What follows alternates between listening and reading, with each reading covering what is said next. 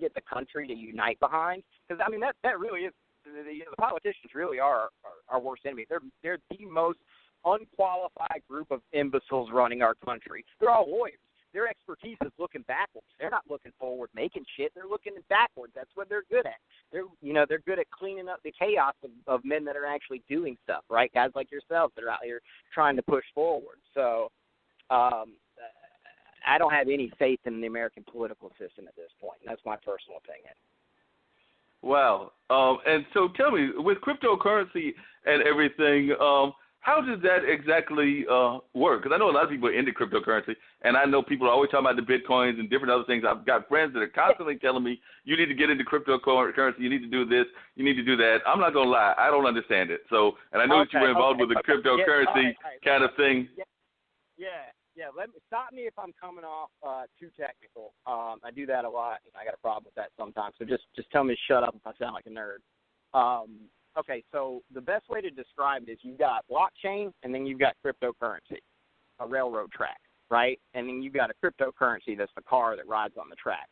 So cryptocurrency is an application of blockchain. All blockchain is it's a decentralized database. Think of it like that. And what I mean by that is okay, let's say you go to Facebook and you type in your login, your password, and you pull down your account. Facebook is what's called a centralized service. That service can be hacked. That service can be corrupted. You don't know if you can trust that service. The same with your bank. The same with any other intermediary. Whereas with blockchain, when a record's stored, it's stored on 10,000 different computers. So theoretically, it'll persist forever. And if any one computer is hacked, it's out of consensus with the other ones. Does that make sense? So they know. So it knows whether or not a node is okay, if that makes sense. So it's a way to secure data very, very securely. It cannot be changed.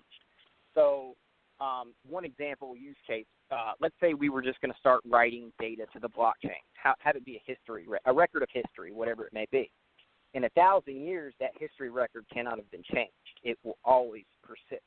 So whoever wins wars cannot rewrite history. That's one application, right? So the perfect application, the initial application is money. It's finance. If you look at Bitcoin has an inflation rate where Bitcoin's created through the processing of Bitcoin. That process is called mining. That's what it is. But there will only ever be a certain number of Bitcoin, right? 21 million, I believe, and a certain number of lost. But whereas you look at the U.S. dollar, we're printing that shit every day. Every fucking day. So it's not sustainable.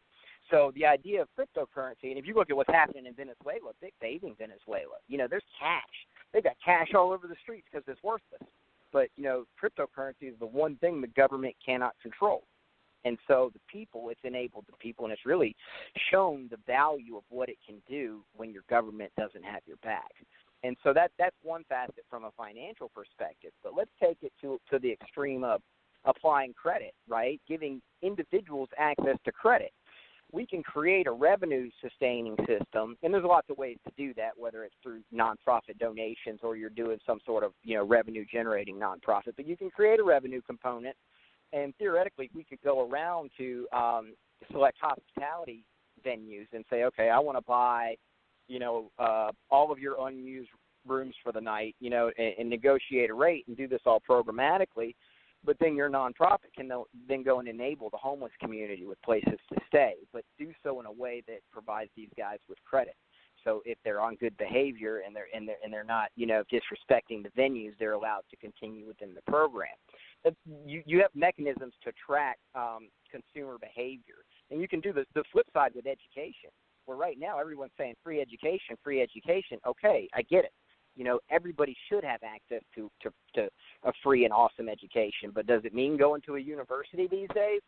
Probably not, if you look at how things are coming together. So why can't we, create an ecosystem for our next generation of educators, right? And right now, I guess what I'm getting at is the biggest caveat or I would say barrier to education is access to a free and open internet. And then I would say your ability to actually search. I mean, that's a skill, to be able to search and find what you're looking for and do it in a way that's meaningful and where you're not killing yourself. So if you can build a platform around this and enable the next generation of teachers to more or less create curriculum, a footprint of where and how to learn on the internet, for different topics to which they're knowledgeable, you can then start to measure human potential and eagerness, tie this to a blockchain, and now you've basically got created an ability to not only measure someone's own personal progress, but you can kind of track that, tie it into potential, and then give corporations a means to actually search for various facets of potential using a blockchain address as opposed to race and gender, all that kind of obfuscated in a way. So there's a lot of different things we can do with the technology. It's not where it needs to be just yet, but that's all going to happen within the next, I'd say, 18 months. That technology is going to hit the fan. So I got one more guest on that I need to bring on as well. But before I get to her and everything, my quick question for you is I've got two questions. One is, how is it going to work in terms of, in your perception, in terms of, how can I put it, freedom of access and personal freedom? Because I know that's one of the complaints that people have about internet companies just in general, is that they seem to have too much access to our data, and we don't always know where that access is going. So that's exactly what it is. It's peer-to-peer. There is no bank anymore. If I wanted to send you $1 million and I had it, I wouldn't have to talk to a bank. I could just send it to you. And the same thing's happening with data. So kind of what we're doing on the IoT side of it is, at this point, we're not storing or recording any data, but that is a monetization aspect, right? That device can collect data, and somebody would be interested in buying that data. So in using cryptocurrency, we can tie the data to a blockchain, give the actual device owner the ability to say whether or not they want to sell that or not, and then monetize it in that sense to share the revenue with the user. So the users should become the owners of their own data. You've got initiatives that are putting devices in cars where the user collects all the car data and then opts to sell that themselves. So I think that big ad tech is going to hate it. They're going to try to use it to their own regards to stay relevant, which we're seeing Facebook kind of move towards a login and things like that. But in general, if done right, this should be a one-up for data privacy. And how is it going to work in terms of the other thing that I've heard people talk about with Bitcoin is that to some degree, and I know you're probably going to argue with this, but to some degree, some people compare it to too much like a lottery, because it seems like that old saying, you can't get something for nothing, but a lot of you hear the Bitcoin's advertisements, it sounds like you're getting something for nothing, and people are like, that's impossible. You can't get something for nothing. Well, I mean, you've got projects being built on top of it. So you've got this cascading disruption. We are going to see the greatest shift in wealth that you and I have ever seen in our lifetime. And so I really don't care what other people say. That's fine. The money's got to come from somewhere. So you're saying that a lot of the people that have been wealthy for a number of years, that they may wind up being just standard middle class, and some of our poorer people, because of this kind of currency and some of the things that are happening in cryptocurrency and other things, that we will see some people that were actually in poverty kind of stricken environments that are actually more middle class to rich. Oh, yeah, it's already happening globally. Yeah, absolutely. You've had, don't get me wrong, we had a little bit of a bubble, but if you look at the annual growth rate of Bitcoin, it's no bubble at all. It's growing. So, I think there is going to be a cataclysmic shift financially. I don't know when it's going to happen. I don't know exactly when it's all going to come down, but do I think we're moving towards a global currency? Absolutely. Is it going to be Bitcoin?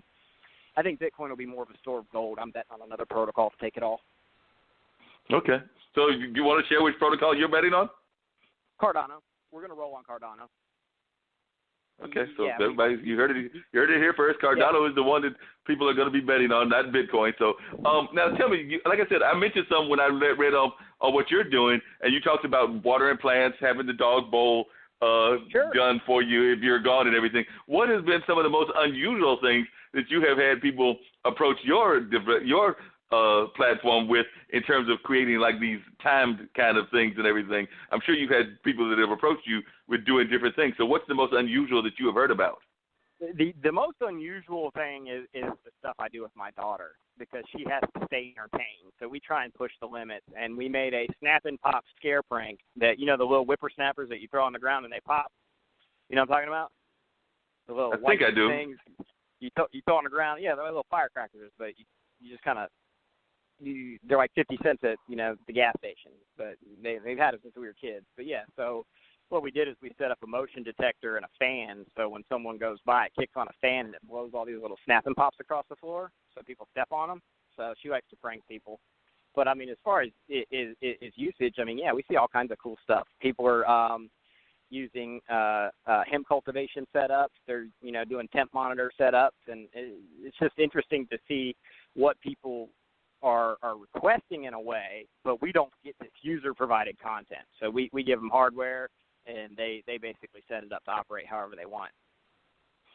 And how much is this hardware a lot to get, or is it fairly affordable? And how would one go about getting this hardware if they wanted to create something of their own, whether they wanted to do an automatic timer, or if they wanted to do a flower pot, or if they wanted to do something with their refrigerator or even their oven? How would they get this stuff?